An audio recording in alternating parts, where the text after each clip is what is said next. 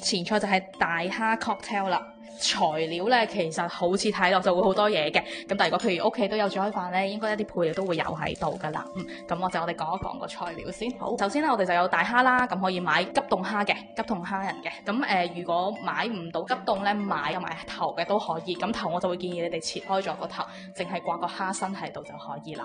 調味方面咧，我哋醃個蝦嘅調味就分別有白酒啦，跟住有一啲鹽啊、蒜鹽啊、香草啊，然後咧 cocktail 嗰個沙律連嗰個醬咧，咁我就會有沙律醬啦，有白酒啦，有檸檬汁啦，有原味嘅 yogurt 嘅。材料就好豐富啦，過程會唔會好複雜呢？睇我煮應該就唔會複雜㗎啦。咁我哋可以試下煮啦，好唔好啊？OK。其實佢係一個前菜，好似沙律咁啦，不過我哋就換個杯，就好似一個 cocktail 杯咁一個。不過我哋今日仲有香檳杯。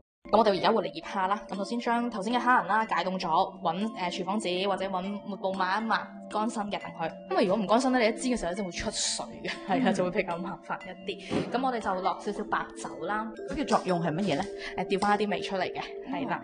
咁白酒嘅選擇咧，通常咧我都會建議咧，如果唔係好識揀嘅朋友咧，你哋可以揀一啲平嘅。咁如果識揀會係點樣揀咧？我哋會揀啲果香多啲嘅，就盡量冇咁多酸味嘅，就嗰個菜就唔會影響咁多咯。好啦，咁我頭先落咗少少白酒啦，跟住我哋會落少少蒜鹽嘅。咁如果萬一屋企真係平時唔煮開飯啊，冇蒜鹽，可以用普通鹽都可以代替噶啦。咁如果你有咧，就落蒜鹽咧就會香身好多嘅。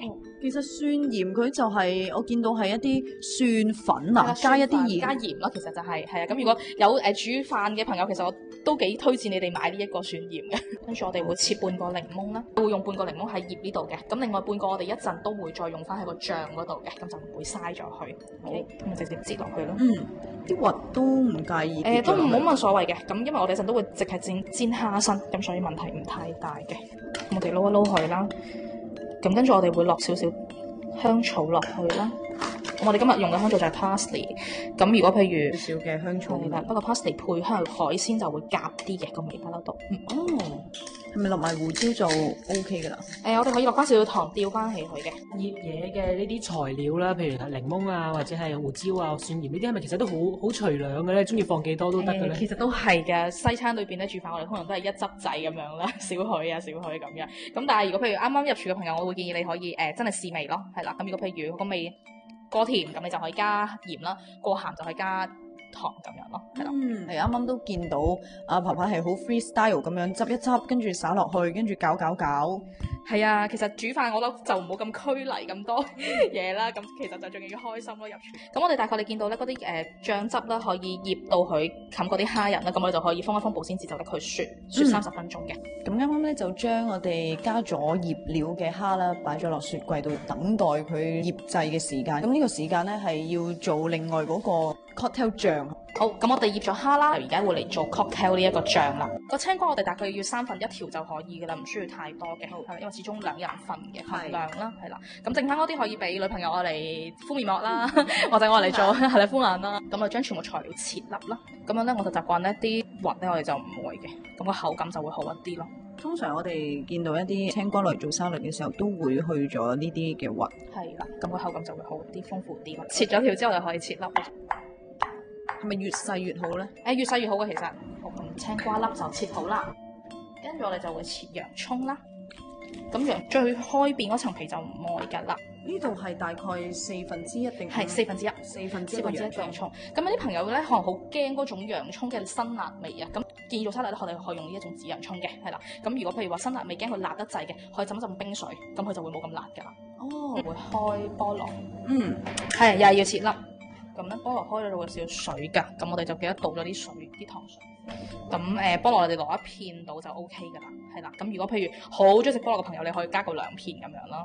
所以其實有啲份量咧都係參考啦，根據個人嘅口味啊或者偏好嚟到加減都可以。冇錯。咁如果可以的話，就可以切細粒，個口感就會相符啲。譬如你落啲小番茄都得㗎，咁但係盡量唔好落啲會氧化，譬如蘋果嗰啲就唔好咯。咁如果佢哋買到新鮮蘆薈落蘆薈都好好食嘅。OK， 3種嘅材料都準備好啦，分別有呢個洋葱啦、青瓜以及菠蘿嘅。咁我哋將全部蔬菜揼晒入去先。我哋都用咗1/4個洋葱同埋1/3條青瓜㗎咋。包括咗青瓜啦、菠蘿啦、洋葱3樣嘢撈埋一齊。咁跟住我哋就會將頭先我哋醬汁料嗰度嘅材料擺落去啦。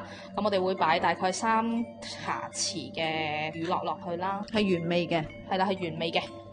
咁盡量唔好揀有果味嗰啲，因為如果唔係個果味就會好撈埋一齊，個味就會好亂㗎啦。可能有啲朋友會諗，我中意食士多啤梨喎，咁士多啤梨都係可以係沙律嘅元素啫。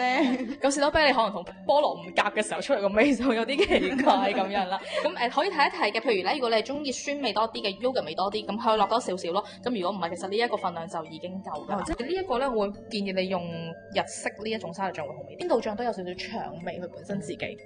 咁我哋又撈勻佢啦，跟住我哋落胡椒啦。其實就好似頭先我哋醃嘢嗰個配料差唔多啦。胡椒啦，咁我哋會落少少香草啦。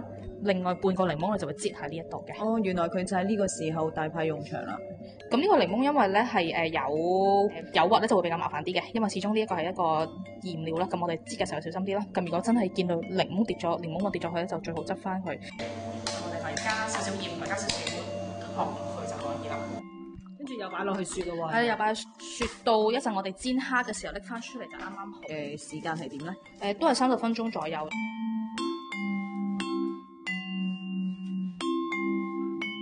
咁個蝦我哋雪咗30分鐘之後啦，其實都大概入味啦。咁我哋就會攞個鑊嚟煎蝦先嘅。咁首先呢個鑊咧確保佢冇水先嘅，乾身嘅。咁我哋可以落少少油啦。會用到嘅係橄欖油啦。如果譬如屋企係花生油咧，都冇乜所謂嘅啦，就特登買支橄欖油啦。好快就會熟咯喎啲蝦。蝦係比較快熟，只要煎到佢兩邊都係紅色啊、金黃色咁就得㗎啦。前菜咁我哋就而家攞翻晒頭先我哋撈咗嘅一個蔬菜盤啦，同埋我哋頭先煎完攤凍咗嘅蝦啦。撈完之後咧，咁你會見到佢可能會有啲水嘅，係啦。咁一陣擺盤時咧，盡量將冇咁多水擺晒落去就可以噶啦。咁另外頭先我哋嘅蝦已經攤凍咗，咁我而家可以用嚟做裝杯啦。我可以揀一啲高山杯又得，或者用一個普通嘅雞尾酒杯都可以嘅。就將嗰個叫做 cocktail 醬啦，擺落個杯度。咁我哋就將個蝦咧嘅頭咧。咁掛喺度啦，哦，前菜咧就會完成噶啦。將個 cocktail 醬擺晒落去個杯之後咧，再將個蝦掛喺個杯口，係啦，咁就可以噶啦。哇，好靚啊，好有情調啊，開始。